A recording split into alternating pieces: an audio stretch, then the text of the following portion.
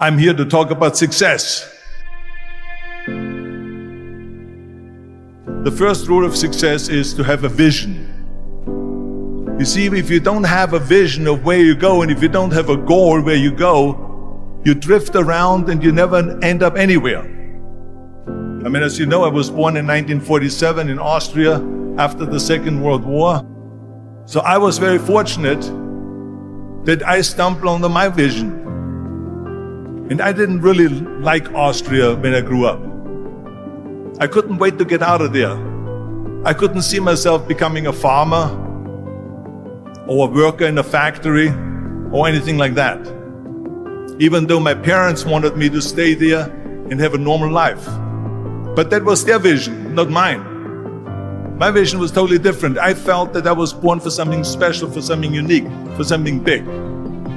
Then one day I went to school. I remember I was 11 years old, and they showed a documentary about America. And there they showed in this documentary the huge skyscrapers, the high-rises, the huge bridges, the 6-lane freeways, and all of this stuff. And I said to myself, that's where I want to be. I don't want to be around here with little farmhouses and these little buildings. I want to be in America. One day after school, I walked by a store in Graz. So I went inside and I looked around, and then I saw a magazine. I saw a bodybuilding magazine that had Reg Park on the cover. Reg Park was then a 3-time Mr. Universe. And I saw him on the big screen as Hercules. I read that and I said to myself, wow, this is the blueprint for my life. This is exactly what I want to do. I want to become a bodybuilding champion just like Reg Park. I want to get into movies just like Reg Park. And I want to make millions of dollars and be rich and famous just like Reg Park.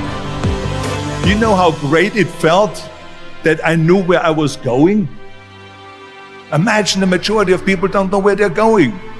I knew where I was going, that I'm going to become this bodybuilding champion just like him. So it was just a question of how do you do it?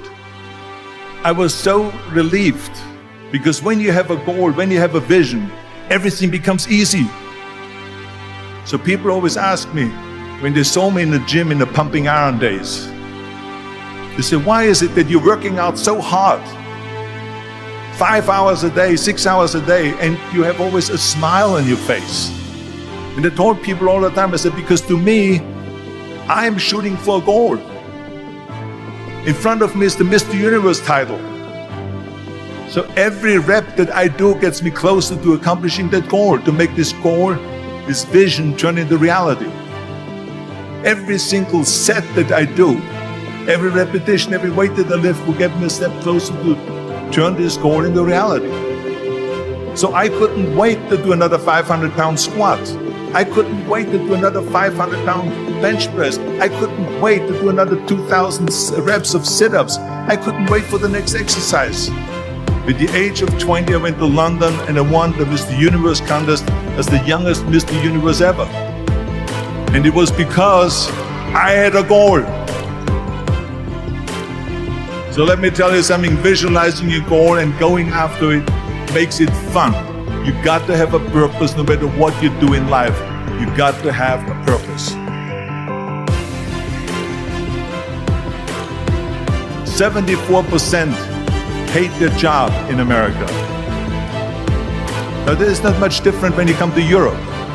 The majority of people don't like what they're doing, because they're really not doing it because they didn't have a goal and they followed this goal. They just aimlessly drift around, and then all of a sudden there's a job opening, so they get that job because you have to work. But then when you work, it's a chore. It's work. It's not fun. So if you think about, only a quarter of the people really enjoy what they're doing in life. That is unbelievable if you think about it. So I felt so blessed that I knew what I was doing. It's like a medical student that studies and knows he wants to become a doctor. You know where to go. And the same thing is also in politics. I remember that in politics, I had a very clear vision that I will be the leader of California. This is as far as I could go because I was not born in America, so I could not run for president. So being the governor of the fifth largest state, the largest state, the fifth largest economy in the world, was for me really the ultimate title, the ultimate accomplishment in politics.